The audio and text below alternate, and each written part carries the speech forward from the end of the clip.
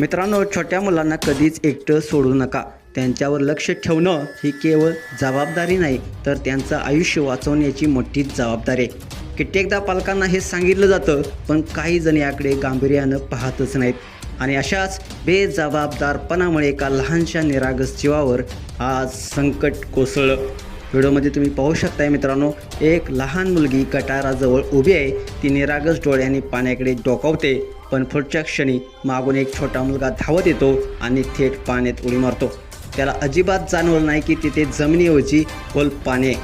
त्या निरागस पावलांना वाटलं जणू जमिनीवर चालतोय, पण पाय पडतात मात्र पाण्यात आणि इथे सुरू होतो थरार. मुलाला पोहता येत नाही. तो हातपाय झटापट करतो, श्वास गुदमरतो, पाण्यातून बाहेर येण्यासाठी आटोकाट प्रयत्न करतो. त्याच्यासोबत असलेली छोटी मुलगी घाबरून जाते.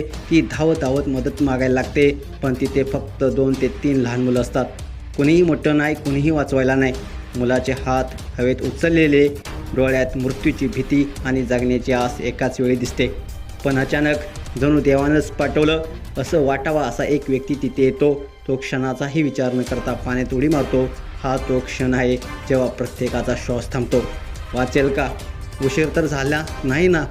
तो व्यक्ती मुलाच्या जवळ पोचतो, त्याला घट्ट पकडून किनाऱ्यावर आणतो आणि चमत्कार, तो मुलगा अजूनही जिवंत आहे. त्याचे थरथरणारे श्वास, वर उचललेले हात आणि वाचल्याची दिलासा देणारी नजर पाहून प्रत्येकाच्या डोळ्यात पाणी आल्याशिवाय राहत नाही.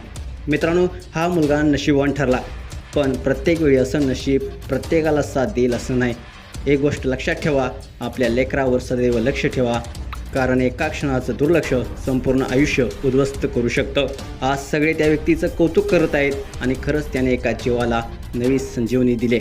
जर तुम्हाला वाटतं ही घटना प्रत्येक पालकांच्या डोळ्यात अंजन घालणारी आहे, तर नक्कीच हा व्हिडिओ जास्तीत जास्त शेअर करा आणि आपल्या SS स्पोर्ट्स या चॅनेलला सबस्क्राईब करायला नक्की विसरू नका. धन्यवाद.